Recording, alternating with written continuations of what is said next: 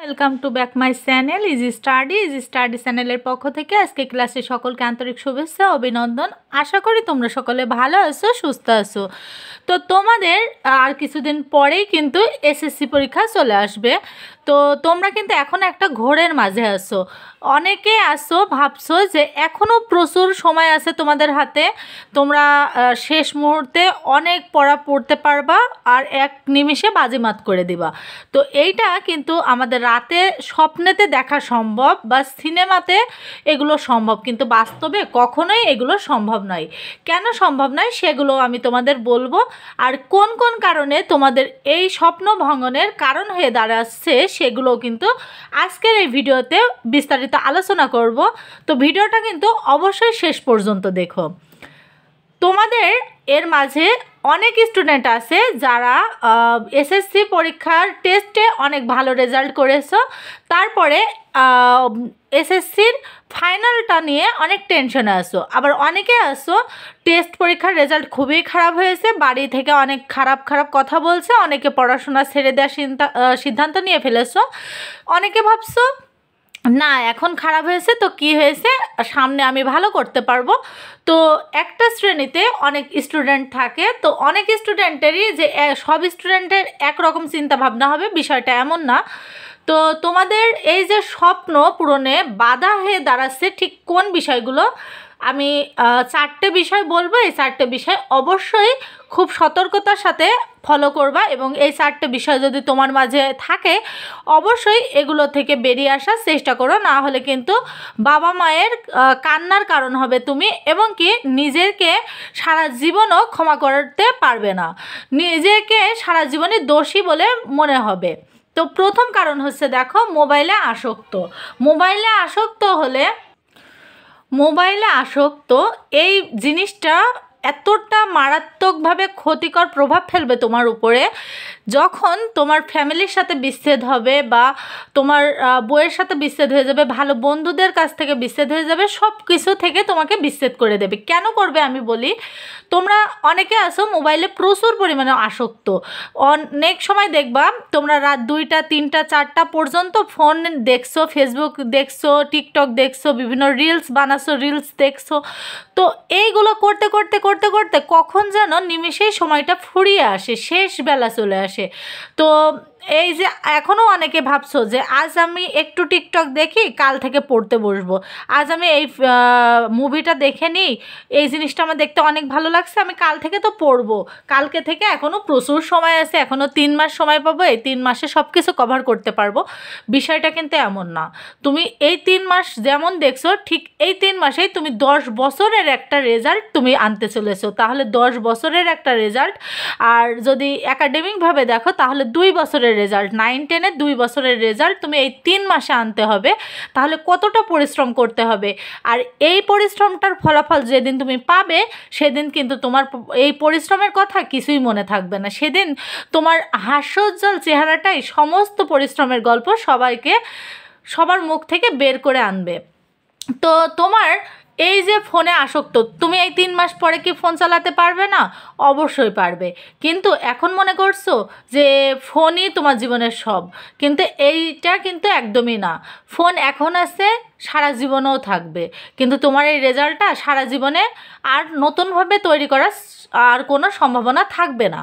তো এখন তুমি হয়তো পড়তে বসেছো, কোনো একটা কারণে বা ফ্যামিলি থেকে খুব বকাবকি করেছে, একটু পড়তে বসেছো, তো ফোনে একটা নোটিফিকেশন এসেছে, তারপরে কিন্তু 2 মিনিট পড়ার পরে আবার সেই নোটিফিকেশন কে দিল, কে SMS দিল বা কে নতুন ভিডিও আপলোড করলো একটু দেখে আসি। এই যে একটা সমস্যা, এটা কিন্তু হিউজ পরিমাণের একটা সমস্যা। হয়তো অনেকে আছে যে 5 মিনিট ফোন দেখে নিই তারপরে আবার পড়তে বসবে, এই 5 মিনিট কিন্তু 5 ঘন্টায় রূপান্তরিত হয়।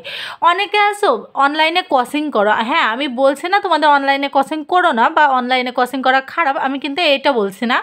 তোমরা করো, ফ্যামিলি থেকে বলে যে অনলাইনে কোচিং করতে হবে, অনলাইনে বিভিন্ন টিউটার পড়াই, সেগুলো দেখতে হবে, তো এইগুলো না হলে আমাদের ভালো রেজাল্ট হবে না। যার কারণে ফ্যামিলি থেকে ফোনটা নাও, নেওয়ার পরে তোমরা কি করো, ওই ভিডিও ছিল 5 মিনিটের বা 10 মিনিটের, তোমরা কিন্তু ফোনটা রেখে দাও 1 ঘন্টার।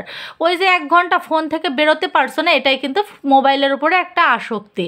তো এই আসক্ত থেকে কিভাবে বেরিয়ে আসতে হবে এর কিন্তু খুব সুন্দরভাবে একটা ভিডিও আমার এই ভিডিওতে অবশ্যই দেওয়া থাকবে ডেসক্রিপশন বক্সে। এই ভিডিওটার পরে কিন্তু সেই ভিডিওটা একটু দেখে যাওয়ার চেষ্টা করবে, তাহলে তোমাদের খুবই উপকারে আসবে। দ্বিতীয়ত হচ্ছে সময় সচেতন। সময় সচেতন যদি তোমরা না হও, তাহলে জীবনের সবথেকে বড় খারাপ প্রভাব ফেলতে চলেছো তোমরা। কারণ তোমরা যদি একটা ভালো কলেজে অ্যাডমিশন নিতে চাও, বা ভবিষ্যতে তোমরা এখন মনে করছো এসএসসি তো কিছুই হচ্ছে না বা কিছুই পারছে না, জাস্ট এখন একটু পাসটা করেছে, ইন্টারে যে ভালো করে পড়বো, ইন্টারে তুমি জিপিএ 5 পাও, কোনো সমস্যা নেই, কিন্তু এসএসসিতে যদি 2 পয়েন্ট পাও বা 3 পয়েন্ট পাও, তাহলেও কিন্তু তুমি অ্যাডমিশনের ফর্মও ওঠাতে পারবে না, তুমি একটা ভালো ভার্সিটির ফর্মও ওঠাতে পারবে না। তাহলে তোমার সারা জীবনে এই যে শিক্ষার পেছন তোমার বাবা মায়ের যে হাড় ভাঙা খাটনির যে পারিশ্রমিকটা দিয়েছে, যে পারিশ্রমিকের টাকায় তারা নিজের পোশাক বা বিলাসিতাকে ত্যাগ করে তোমার পেছনে ঢেলেছে, তোমার পড়াশোনার পেছনে ঢেলেছে, সেই টাকাগুলোর কি হবে, সেই স্বপ্নগুলোর কি হবে, বাবা মায়ের আশা ভরসার কি হবে? একটু সময় সচেতন হও। এখনকার যে সময়টা, এই সময়টা একটু প্লিজ কাজে লাগাও। এখন আজ যে তুমি সোমবার পাচ্ছ, কাল কিন্তু এই সোমবারটা আর ফিরে পাবে না। আজকে যদি তুমি একটা বইয়ের 2টা অধ্যায় পড়ে শেষ করতে পারো, কাল কিন্তু এই 2টা অধ্যায় তোমার রিল্যাক্সের কারণ হবে। আজ যদি তুমি 5টা বই জমিয়ে রাখো, কাল গেলে কিন্তু তোমার আরও 5টা বই ওর সাথে অ্যাড হবে, হয়ে 10টা বই তোমার মাথার উপরে পুরো জাম তৈরি করবে। এখনও প্লিজ সময় আছে, একটু সময় সচেতন হও, এখনও পড়ার টেবিলে যে বসো। আর তৃতীয়ত হচ্ছে প্রেম ভালোবাসা। এখানে এক প্রজাতি আছে যারা এখন ক্লাস 8-এ বা 9-এ বা 10-এ বা এই এসএসসি পরীক্ষার্থীদের কথাই বলি, এখন তো স্কুলে গেলে 6-7 থেকেই প্রেম ভালোবাসার রিলেশনে থাকো। তো এই যে প্রেম ভালোবাসা যার যার, এটা পার্সোনাল বিষয়, এটা নিয়ে আমি বেশি কথা বলতে চাই না, কিন্তু যে তোমাকে সত্যিকার অর্থে ভালোবাসবে সে কিন্তু তোমার ভালোটাই চাবে, সে কখনোই তোমার খারাপটা চাবে না। তুমি যদি এই 3 মাস ভালো একটা রেজাল্ট করতে পারো, তাহলে কিন্তু তোমার ভালোবাসাটা পূর্ণতা পেতেও একটা ভালো পয়েন্ট হয়ে দাঁড়াবে।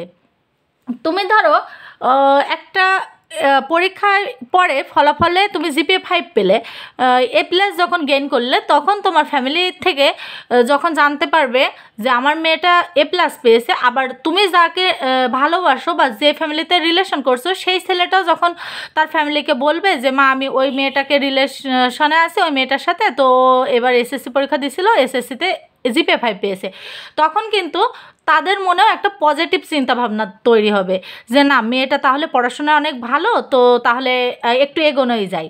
তো এখন যদি তুমি 2-3টা সাবজেক্টে ফেল করো, আবার ছেলে হয়ে যদি 2-3টা সাবজেক্টে ফেল করো, 2 দিন পরে বেকার হয়ে রাস্তায় রাস্তায় ঘুরে বেড়াও, বা যে কোনো একটা রিক্সা চালাও বা ভ্যান চালাও, বা সে বিভিন্ন কাজ করো, আমি কোনো কাজকেই কিন্তু ছোট করে দেখছি না, কিন্তু এই ধরনের কাজ করো, তাহলে কিন্তু তোমার ফ্যামিলি বা তার ফ্যামিলি, কোনো ফ্যামিলি মেনে নিতে চাইবে না। তাই তোমাদের ভালোবাসাটাকে পূর্ণতা দিতে হলেও এই কয়টা দিন প্লিজ একটু পড়ো, প্লিজ অন্যকে বা তোমার অপোজিট সাইডে যে মানুষটা আছে তাকে পড়ার উপরে একটু ইনসিস্ট করো।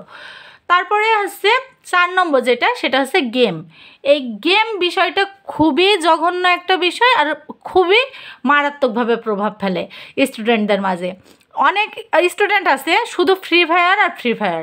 তাদের যদি নিজেদের বলা হয় যে তোমরা খাওয়া দাওয়া বা ঘুমানো বাদ দিয়ে সারাদিন রাতে ফ্রি ফায়ার খেলো, তাহলে সেটাও তাদের জন্য খুবই ভালো হয়।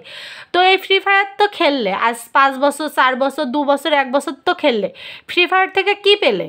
ফ্রি ফায়ার থেকে কি নিজের জীবনটাকে তৈরি করতে পেরেছো, নাকি নিজের জীবনটাকে নতুন একটা জায়গায় দাঁড় করাতে পেরেছো? কিন্তু আমি আজ তোমাদেরকে কথা দিতে পারি, যদি একটু ভালো করে পড়াশোনা করো, একটু ভালো রেজাল্ট করো, তাহলে এই রেজাল্ট তোমাকে এমন একদিন এমন একটা জায়গায় যেয়ে দাঁড় করাবে, যেদিন তুমি সারা পৃথিবীকে হাসি মুখে বলতে পারবে যে না, তুমি সফল হতে পেরেছো, তুমি কিছু করতে পেরেছো। তখন কিন্তু তুমি চাইলে ফ্রি ফায়ার কেন, আরও অনেক গেম খেলতে পারবে, অনেক দামি দামি ফোন দিয়ে গেম খেলতে পারবে। এখন হচ্ছে আমি দুইটা কথা বলি, সেটা হচ্ছে ব্যর্থ হওয়ার অনেকগুলো কারণ বা উপায় আছে, কিন্তু সফল হওয়ার উপায় মাত্র একটি, সেটা হচ্ছে কঠোর পরিশ্রম। এটা কিন্তু অ্যারিস্টটলের বলা একটা বাক্য। তো এই বাক্যটা অনেক তাৎপর্যপূর্ণ। এই বাক্যটা যারা বোঝে তারা কিন্তু সত্যিই বুঝতে পারবে, আর যারা বুঝবে না, এখনও অনেকেই আছো জাস্ট এই ভিডিওটা একটু দেখবা, 5 মিনিট পড়ার টেবিলে বসবা, পড়ার পরে মনে হবে খুব পড়বো, আজকে সারা রাত পড়ে ফেলবো, সব বই শেষ করে ফেলবো, কাল থেকে আবার জিরোতে পরিণত হবে, আবারও বদ অভ্যাসে আসক্ত হয়ে যাবা। এই 5 মিনিট 10 মিনিটের ভিডিও কিন্তু এই কারণে না, নিজেদের জীবনটা উন্নতির দিকে নিয়ে যাওয়ার কারণে।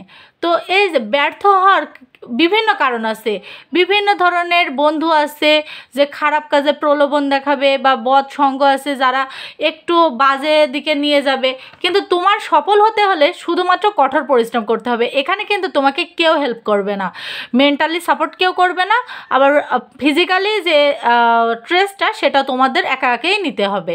তো আশা করি তোমরা আজকের পর থেকে ভালোভাবে পড়তে বসবা।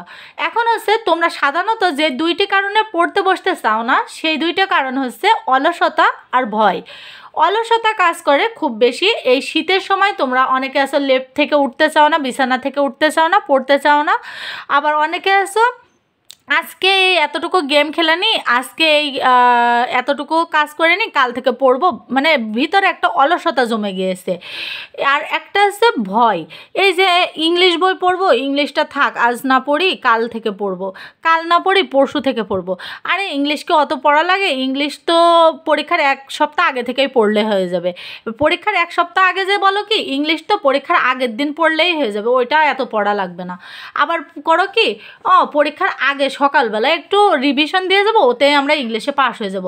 একটা জিনিস ভাবো, যে ইংলিশ তুমি 2 বছরেও জয় করতে পারো নি, সেই ইংলিশটা বা সেই অঙ্কটা বা সেই physics, chemistry, biology, higher math, সেই সাবজেক্টগুলো তুমি 1 সপ্তাহ বা 10 দিনে বা 5 দিনে কি 1 মাসে কিভাবে কভার করবা? এখন যদি একটু একটু পড়তে থাকো তাহলে কিন্তু একবারে এতটা কষ্ট নিতে হয় না। আশা করি আজকে যে ভুলগুলো আমি তোমাদের ধরিয়ে দিলাম, এই ভুলগুলো তোমরা অবশ্যই সংশোধন করার চেষ্টা করবা এবং নিজেদেরকে একটা ভালো জায়গায় নিয়ে যেতে সাহায্য করবা। আজকের ভিডিওটা তোমাদের কেমন লেগেছে জানাতে অবশ্যই কমেন্ট করো, আর ভিডিওটা ভালো লেগে থাকলে চ্যানেলটাকে অবশ্যই সাবস্ক্রাইব করে রেখো। আজকের মতো এখানে বিদায় নিচ্ছি, ধন্যবাদ সকলকে।